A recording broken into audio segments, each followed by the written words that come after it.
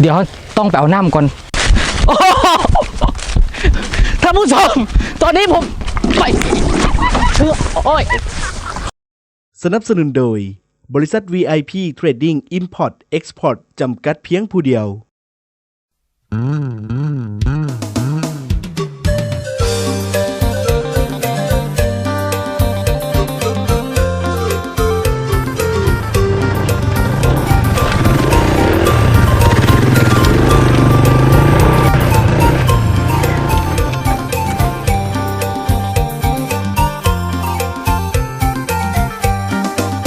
อายเป็นผู้น้อยอายเป็นผู้น้อยบรรทุกไม่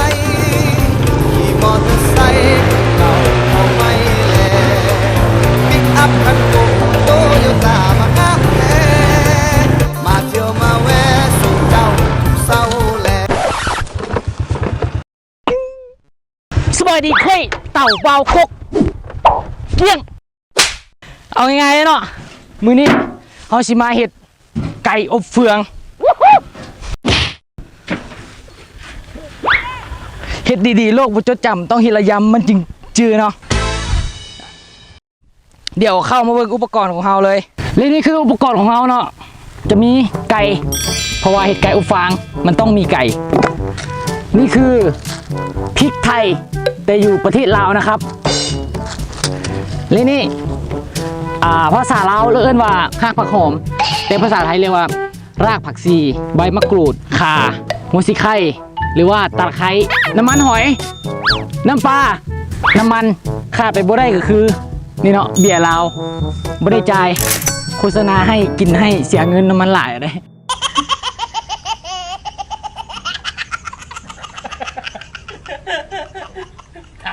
เขาเสียวเบียร์ลาวมาโฮดไก่เห็ดสูตรใหม่ว่ามันสิแซ่บบ่ก่อนแรกก็ต้องเอาหมักเพชรตำหัวเพชรกันเนาะหมักเพชรหัวพวกบัวพวกเทียมคือเขาต้องเน้นสะอาดเนาะเน้นสะอาดต้องล้างตลอดเวลาเห็ดโบแมนมาเห็นแบบเป็นแบบนี้แล้วสิสุกปรกโบแมนทุกคนเขาต้องกินด้วยสะอาดถ้าบอกกินสะอาดจะเป็นพยาธิโรคในท้องได้จือไว้เด้อเด็กๆหนูๆทั้งหลายเห็ดยังก็เห็ดได้เห็ดห้าเห็ดโหดแต่ว่าต้องเน้นความสะอาดมาก่อนเนาะตำเลย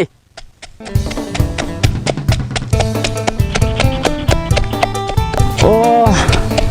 แบบว่าต่ำแบบนี้มันบุคักนะเขาต้องต่ำแบบให้โลกมันจดจำว่าเขาต่ำแบบใดนะมาสิพาต่ำขี่รถต่ำเลย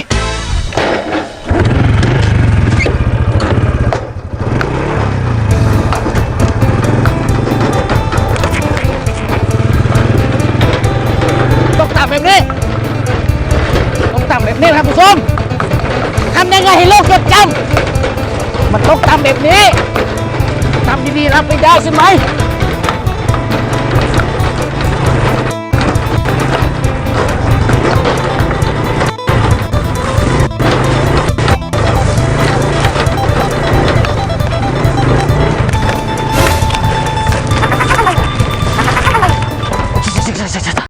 What the hellสงสารรถครับพอแล้วเอารถทิ้งไว้นี่แหละพอเขาต่ำเลี้ยวมือแล้วเนาะต่ำเลี้ยวมือทุกอย่างแล้วเขาก็ต้องการคลุกเคล้าเขาเรียกว่าคนใส่ให้กับไก่อะมาเบิ่งเลยนี่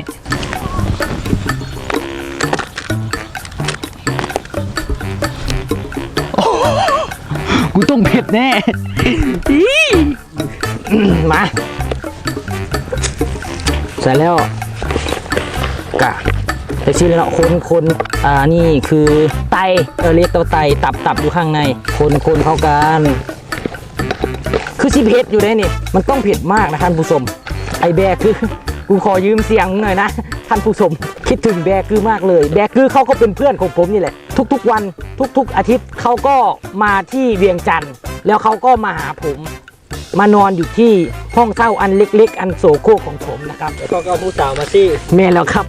แล้วเขาก็ให้พวกผมไปนอนข้างนอกครับไอ้เบกือนี่จดจำมันไว้เลยเกลือเป็นนัวเนาะเป็นนัวใส่โอ้ทุยน้ำตาลใส่พอมันหวานนิดนึงน้ำตาล แล้วก็แป้งนัวนิดแป้งนัวคือเขาใส่ก่อนหน้านี้แล้วโอ้ท่านผู้ชมเราลืมน้ำมันครับถ้าบูใส่น้ำมันนี่บูได้เด้อเขาต้องใส่น้ำมันก่อนเด้อน้องๆหนูๆที่เบิ่งอยู่เนาะเขาต้องใส่น้ำมันก่อนถ้าบูใส่น้ำมันนี่มันจะไหม้คืออ้ายนี่เห็ดพลาดไปแล้วคือจากเห็นเขาเจ้าเห็ดเนี่ยก็ต้องใส่น้ำมันเสร็จก้างเสร็จหนังมันก่อนนะต้องใส่ก่อนเอาประมาณนี้ใส่ก่อนเพราะว่ามันโบปิดมันโบเมนเป็ดเนาะไก่มันโบเมนเป็ดมันต้องได้ใส่น้ำมันถ้าโบใส่น้ำมันนี่มันจะไหม้ล่ะมันจะหมกแห้มเนาะนี่โอ้สิกเลยเสือเชื่อคนละหน่อยคนละเล็กก็ยังดีเลยเอากินซอยเอากินละคนละคำเหรอโอ้คนละคำก็ได้นะลองกินเบิ่งลองกินเบิ่งนะลองกินเบิ่งบ่กินแซ่บได้แซ่บไอ้เอาบุเสือสิกินในเบิ่งเอา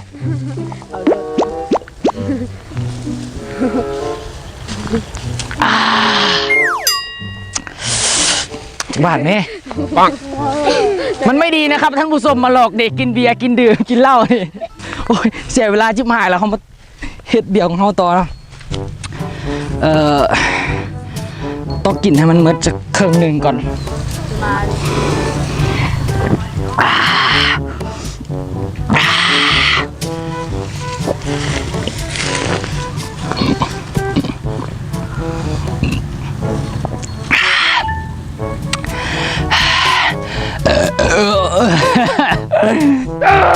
มันเป็นอะไรที่ทุเรศมากเลยครับท่านผู้ชมอย่าลอกเลียนแบบเขาต้องล้างนี่ก่อนน้ำเบียร์ล้างเลยอ๋ออย่าทุเรศเต่าเด้ออย่าทุเรศเต่าเด้ออย่าแบบว่าอย่าขี้เดียดกันเด้อคนเฮาทุกมือเนี่ยปากมันยังจูบกันละอันซ้ำนี่ยังสิบิขี้เดียดกันเนาะเสียบเข้าไปโอ้ไม่สาวน้อยนี่พอทำนี้ได้แล้วเนาะเขาก็ต้องการเอาน้ำห้วยพื้น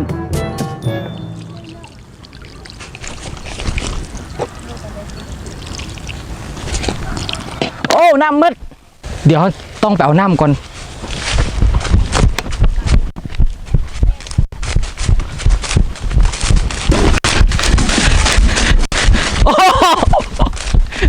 ท่านผู้ชมตอนนี้ผมไปโอ้ยอุตส่าห์ไปล้างน้ำมายังเหลือเอาขั้นตอนสุดท้ายคือเจียวนี่งอมละสัวสิเลี้ยว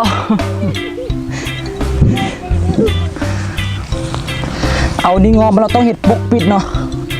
ปกปิดใช่เบอร์ปกปิดขอบบ่ให้ควันเข้าพอเขาปกปิดแล้วเขาก็เอาน้ำมาหดอีกหดเทิงน้ำโอเค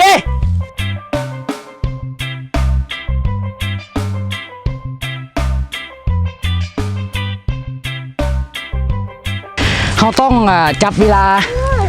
30 นาทีคือเขาตอนนี้ก็เริ่มจับเลย30 นาทีเนาะเริ่มจับเห็นปะให้มัน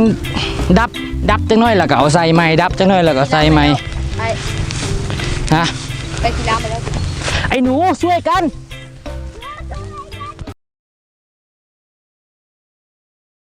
โอ้ยหาความรักความเมตตาหิวความศรัทธาความมั่นใจไว้ว่าคือตอนที่เขามาเนาะเขามา2 คนแต่ว่าเดี๋ยวนี้มีสมุนมาก็เลยใส่งานเด็กใส่แรงงานเด็กดูสิพวกเขาตั้งใจทำงานนะคนใส่ใส่ฝากนั่นเด้ใส่ฝากนั่นเด้เอาเฟืองไง เออแบบนั้นแหละ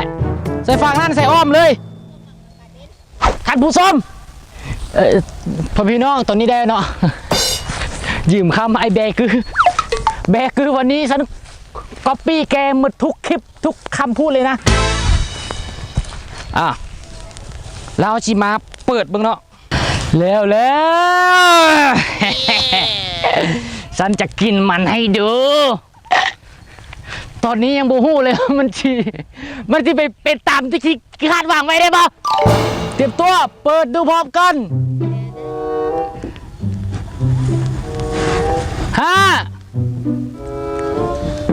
4เอา6 3 2 1โอ้ยโอ้คักโอ้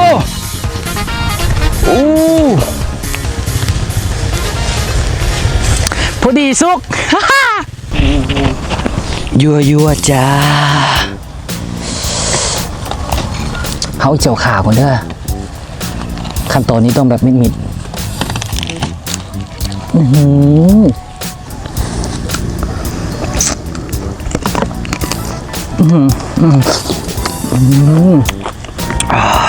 กินคำเดียวเผ็ดไป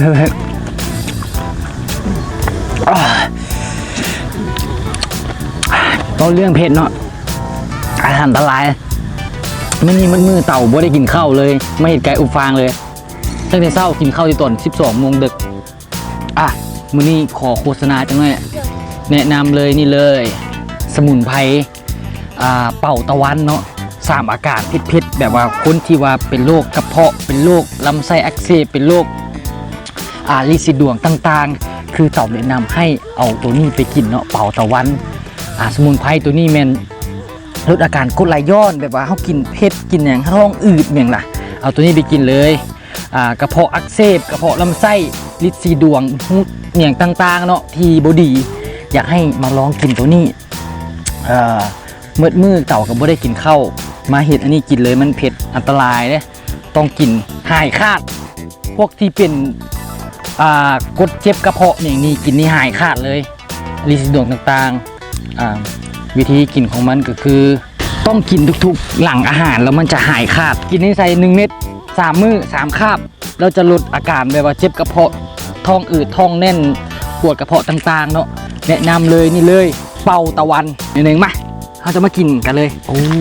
ไก่25 นาทีเด้อ25 นาทีเด้อตากล้องมาตากล้องมาเผ็ดไอ้มาโยกอีกซื้อมาไปกินข้าวไว้ทีมงาน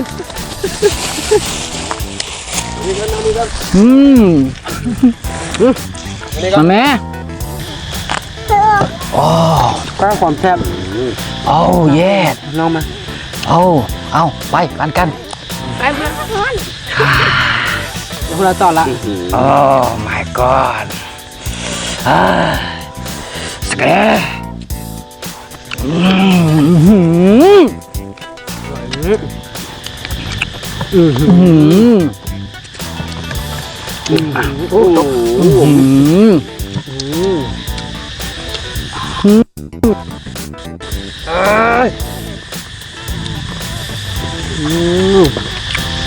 แดงไก่ตับไก่ยอดสำหรับคลิปนี้ก่อนตามเท่านี้นะเต่าขอขอบใจบริษัทที่ว่าเป็นสปอนเซอร์หลักของให้นะเพจของเฮาเนาะ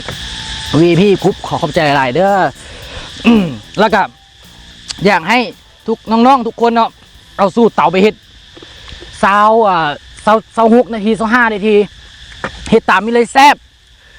ถ้าบ่แซ่บนี่เตะปากเลยจะได้ก็ฝากกดไลค์กดแชร์กดติดตามคลิปนี้ให้มันถึง100,000 ซับกดซับสไครบ์สำหรับมื้อนี้